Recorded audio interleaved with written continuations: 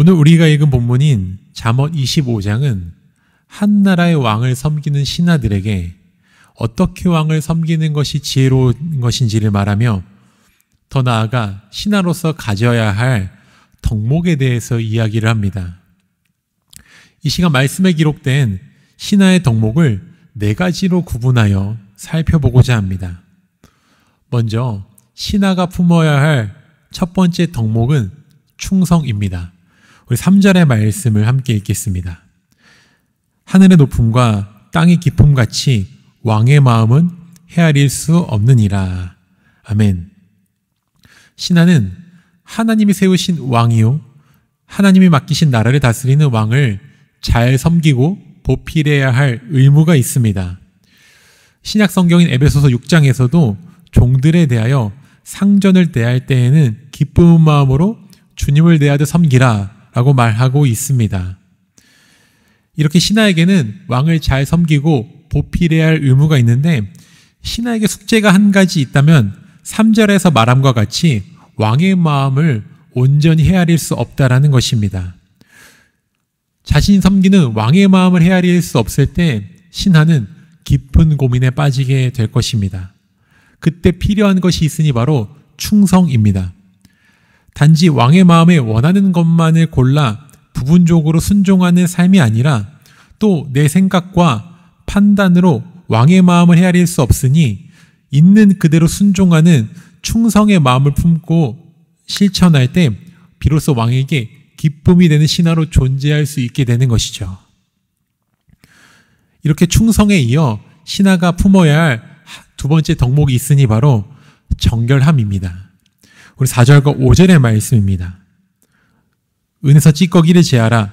그리하면 장색에 쓸만한 그릇이 나올 것이요 왕 앞에서 악한 자를 제하라. 그리하면 그의 왕위가 의로 말미암아 견고히 서리라. 아멘. 은에서 불순물을 제거해야 쓸만한 그릇으로 만들어질 수 있듯이 왕의 곁에 존재하는 악한 자들을 제거할 때 왕위가 공의로 굳게 세워진다라고 성경에서 말하고 있습니다. 악한 의도를 가지고 왕을 섬기는 신하는 나라와 왕궁의 질서를 어지럽히는 존재가 됩니다. 더 나아가 악한 신하가 많다라는 것은 곧 왕이 왕궁의 질서를 바로잡지 못하고 온전히 통치를 하지 못했다라는 뜻이 되기도 합니다. 그렇기에 왕은 왕위의 견고함을 위해서 악한 뜻과 악한 마음을 가진 신하들을 제할 수밖에 없는 것입니다. 정결한 마음을 품고 있지 않은 이 신하는 결코 왕에게 기쁨이 될 수 없으며 또 나라와 왕에게 필요한 존재가 될 수 없는 것입니다. 그렇게 신하는 악한 마음이 아닌 선하고 정결한 마음을 품어야 하는 것입니다. 이 정결함에 이어 신하가 품어야 할 세 번째 덕목이 있습니다. 바로 겸손입니다. 6절의 말씀입니다. 왕 앞에서 스스로 높은 채 하지 말며 대인들의 자리에 서지 말라. 채 아무리 뛰어난 신하라고 할지라도 결코 왕보다 뛰어난 존재가 될 수 없습니다. 그럼에도 불구하고 교만한 마음을 품고 악한 행동을 하는 신하는 왕의 통치를 방해하는 장애물이 될 것입니다. 이러한 신하는 결코 왕에게 충성을 보이지 않는 것은 물론이며 왕의 마음을 조금도 헤아릴 줄 모르는 불충한 존재가 될 뿐입니다. 그렇게 신하에게는 교만이 아니라 겸손의 마음이 필요한 덕목이 되는 것입니다. 끝으로 겸손에 이어 신하가 품어야 할 덕목은 화평입니다. 우리 8절의 말씀입니다. 너는 서둘러 나가서 다투지 말라. 마침내 내가 이웃에게 욕을 보게 될 때에 내가 어찌할 줄을 알지 못할까 두려우니라. 아멘.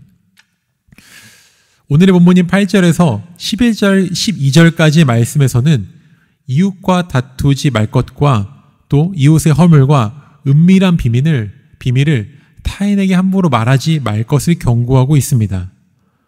또한 타인을 대할 때 내가 하고 싶은 말을 생각나는 대로 그저 내뱉는 것이 아니라 이웃이 처한 상황에 맞는 말을 함으로써 화평을 이루어갈 것을 말하고 있습니다. 보냄받은 자리에서 다툼만을 일으키는 신하는 결코 왕이 맡긴 사명을 온전히 감당해낼 수 없게 됩니다. 왕은 그러한 신하를 계속해서 사용할 수 없게 되는 것이죠. 또한 자신의 불평을 이야기하지 않고 또 이웃과 다투지 않는 화평의 지혜로, 이 화평의 덕목으로 선한 영향을 끼칠 때 신하를 통해 질서가 세워지고 왕은 그러한 신하를 통해 기쁨을 얻게 될 것입니다. 이렇게 신하가 충성과 정결, 겸손과 화평의 덕목을 소유할 때 비로소 왕의 마음을 시원케 하는 충성된 사자로 인정받게 되는 것입니다. 오늘의 본문이 13절입니다. 충성된 사자는 그를 보는 이에게 마치 추수하는 날의 얼음 냉수 같아서 능히 그 주인의 마음을 시원하게 하느니라. 아멘. 우리는 하나님의 나라를 온전히 세워가는 하나님의 존귀한 사명을 맡은 자들입니다. 하나님께서 사랑하는 성도님들을 교회로, 가정으로, 직장으로, 또 각 지역과 마을로 보내신 이유가 있습니다. 바로 그곳에서 하나님의 나라의 아름다움을 선포하는 것, 그리고 하나님의 살아계심을 드러내는 삶을 살아가도록 하기 위함입니다. 하나님의 나라의 귀한 사명을 맡은 자로서, 또 그리스도의 종이요 제자로서, 충성된 사자로서 오늘 잠언에 기록된 이 4가지의 덕목의 지혜를 품고 살아갈 때 하나님은 우리의 삶을 통하여 영광을 받으시게 될 것입니다. 또한 우리의 삶을 통하여 우리로 인하여 기쁨을 누리게 될 것입니다.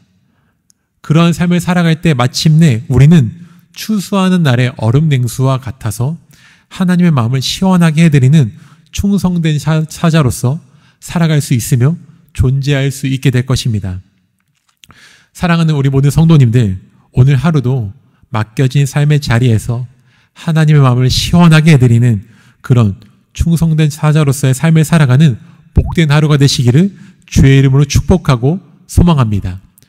우리 시간 함께 기도의 자리로 나아가도록 하시겠습니다.